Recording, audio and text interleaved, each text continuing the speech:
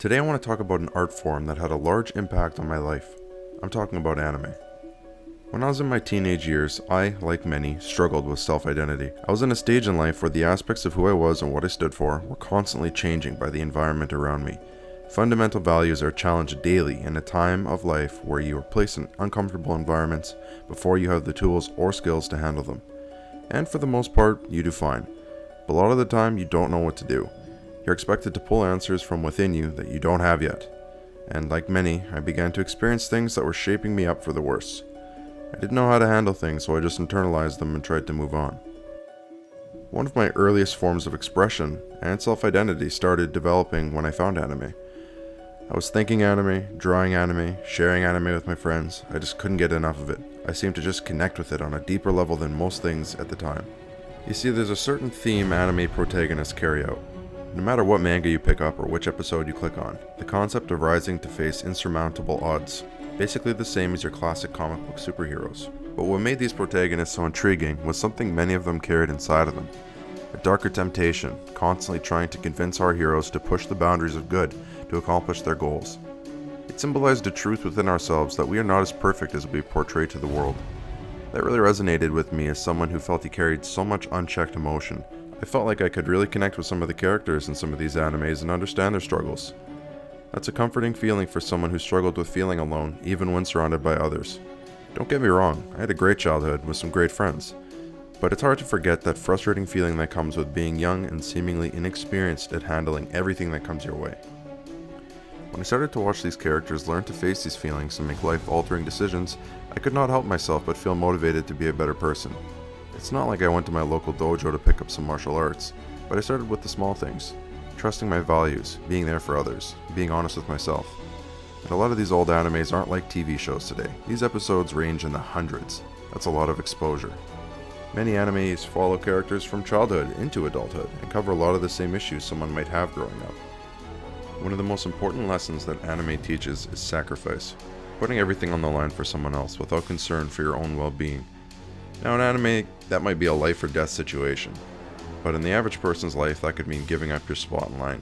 Watching the movie somebody else wants to watch. As you mature in life, so do the sacrifices. I was trying to think of some examples for this, but they all boil down to something along the lines of time, money, or happiness. Just how far you were willing to go to make someone else have a better day. I think that's important. Another underlying theme of anime is redemption. It's a strong theme that resonates with most people. The idea of screwing up in life and redeeming yourself at the end. We all make mistakes, and it's easy to let those things change who we are. We shouldn't let the mistakes define us. That's an important lesson to learn early in life. No matter what happens, we can grow from it and be a better person. I actually enjoyed the characters that began good, fell to darkness, and then redeemed themselves in the end, far more than the main protagonists that always stayed true to their path. The redeemed characters have so much more depth to them. You see the pain and suffering that came with making difficult choices, and then how they grow from it. And that transitions us into the last lesson I've learned and I'm still learning from anime, growing to be a better person. If you've watched anime before, think of one main protagonist that didn't suck big time at first, that didn't get their asses handed to them early on. The harsh lesson of failure and just what it means to you as a person.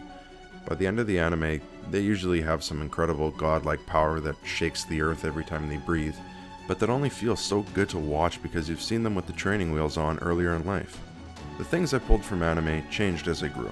At first it was a comfort to loneliness and a reassurance that we all face challenges we're ill-equipped to handle, but if we dig deep, somehow we can pull through. Then it was a lesson of the power of sacrifice and how to serve and protect the ones we love. From there it transitioned into how one can redeem themselves over time, how to rise through failure and grow as a person. So where am I at now? I feel as I'm maturing into my early adulthood, I relate strongly to those anime characters that are pursuing their dreams, because that's where I'm at right now. Always trying to push the boundaries, leave comfort zones, and just see what I can do. I want to see how strong I can get before I'm 30. I want to see how much life experience I can get, how much wisdom I can start to accumulate. I want to absorb as much as I can from life and achieve excellence.